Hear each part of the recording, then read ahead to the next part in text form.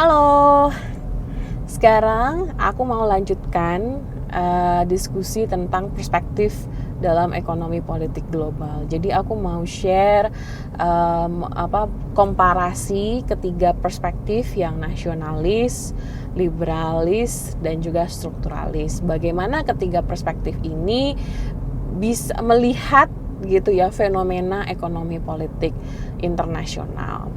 Ada beberapa hal yang kita bisa komparasikan ya. Yang pertama itu adalah aktor. Dari ketiga perspektif ini, siapa aktor yang menjadi unit analisisnya gitu.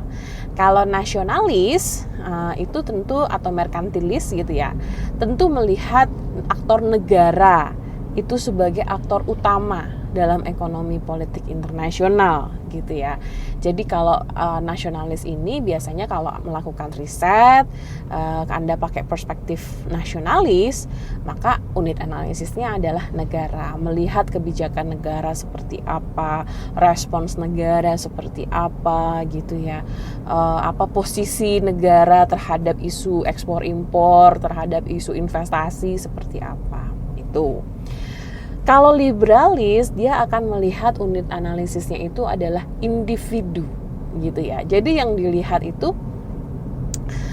bagaimana misalnya satu perdagangan itu juga tidak lepas dari peran aktor-aktor individu, entah itu misalnya pemilik perusahaannya gitu ya, pengusahanya gitu ya, atau misalnya ini bicara mengenai pengusaha tuh ada yang perusahaan, ada yang UMKM juga gitu kan, atau kita juga bicara mengenai individu itu misalnya inovatornya gitu ya, misalnya kan sekarang banyak juga kajian mengenai bagaimana kepemimpinan dari Elon Musk gitu ya misalnya.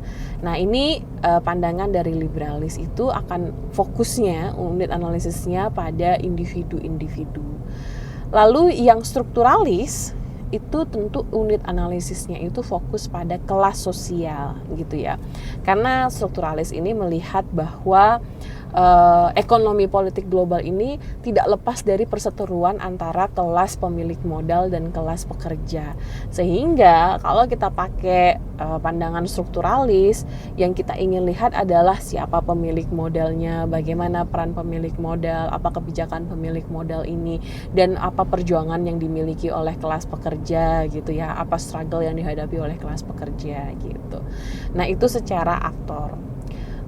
Lalu yang kedua, kita juga bisa komparasikan itu dari ininya ya, aktor, lalu peran negara ya, peran negara di dalam ekonomi politik seperti apa gitu.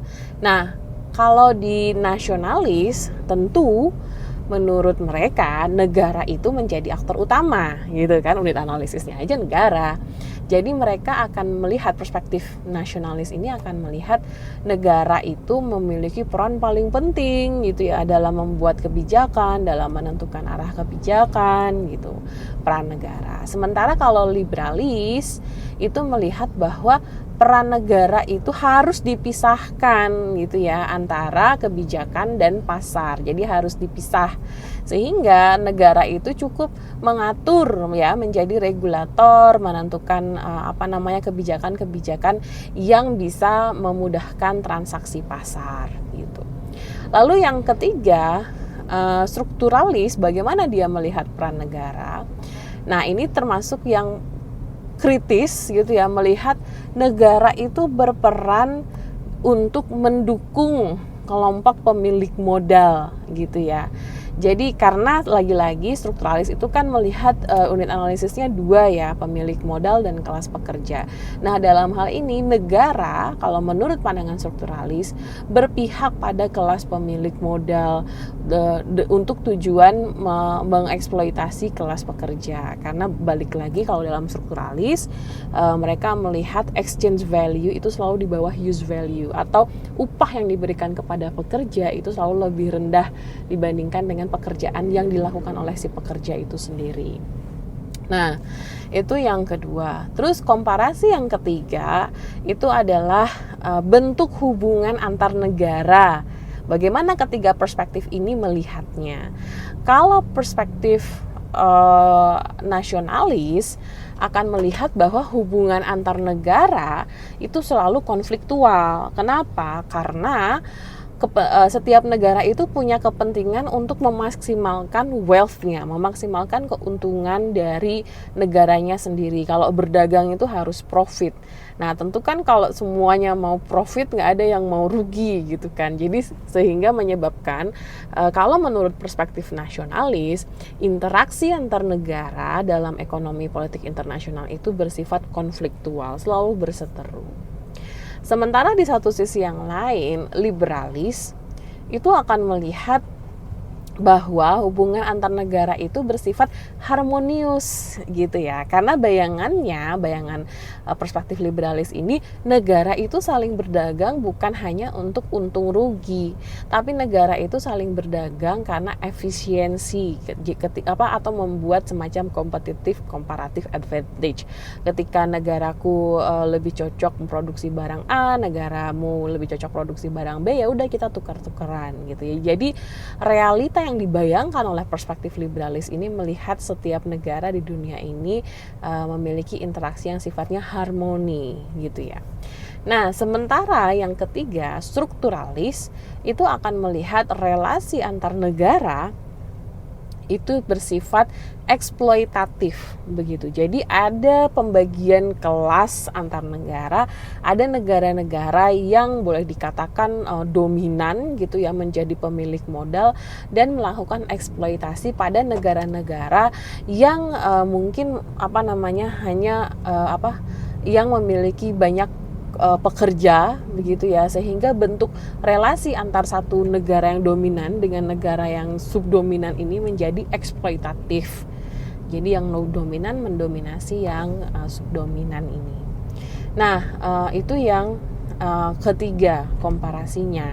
Nah, kalau dilihat dari komparasi tersebut gitu, sebenarnya kita bisa membayangkan bahwa ketiga perspektif ini kalau boleh dibilang, kalau menurut saya gitu ya, ini saling mengisi karena kan mereka advancing each others gitu ya. Liberalis mengkritisi nasionalis, strukturalis mengkritisi liberalis, dan menurut saya itu pentingnya kita perlu membudidayakan atau merawat critical thinking, karena idenya adalah untuk advancing, untuk mengisi gitu ya, apa yang kurang, apa yang terlewat dari perspektif-perspektif sebelumnya.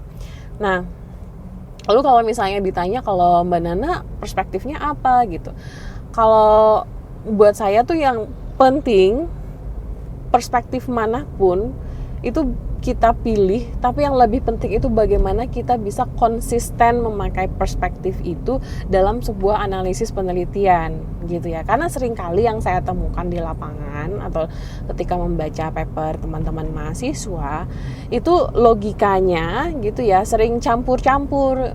Dia misalnya unit analisisnya nasionalis, dia fokus pada negara. Tapi misalnya dia bicara mengenai pemilik modal juga, bicara mengenai kelas pekerja juga gitu ya. Dan itu dianggap sebagai pandangan yang nasionalis misalnya. Nah, itu kan yang menjadi ketidakkonsistenan kita dalam menggunakan perspektifnya. Nah, aku pikir yang akan lebih penting dilihat adalah bagaimana kita bisa memastikan, kalau aku perspektifnya nasionalis, ya berarti dari awal asumsi dasarnya adalah aku perlu melihat negara itu sebagai aktor utama dan memiliki kepentingan untuk memaksimalkan profit.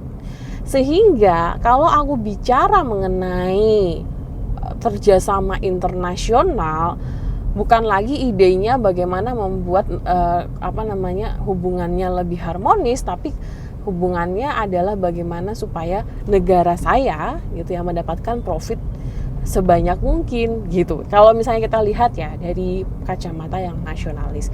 Begitupun yang liberalis. Kalau misalnya kita ingin menggunakan perspektif liberalis, tentu kita perlu melihat bahwa bagaimana hubungan antar negara itu perlu dijaga, perlu ada kerjasama, perdagangan antar negara itu penting gitu ya. Sehingga misalnya kalau ada perseteruan konflik yang muncul, resepnya atau rekomendasinya bukan jangan resep bagaimana memaksimalkan profit negara, tapi bagaimana resepnya supaya meningkatkan efisiensi perdagangan antar negara gitu misalnya ya. Atau begitupun dengan pandangan yang strukturalis. Kalau menurut saya sih dalam perspektif ini ibarat seperti kacamata yang kita mungkin perlu kita perlu pakai untuk menganalisis satu kasus, tapi kita tidak lupakan kacamata yang lain gitu. Jadi kalau menurut saya sih 3 perspektif ini penting untuk selalu dimiliki oleh dipakai gitu ya oleh semua orang, semua mahasiswa HI dalam menganalisis satu kasus, karena harapannya kita punya gambaran yang akhirnya lebih menyeluruh, tidak terfokus pada satu kacamata saja atau satu sudut pandang saja. Nah itu mungkin sedikit pengantar mengenai perspektif dalam ekonomi politik internasional. Semoga bermanfaat dan terima kasih sudah mendengarkan.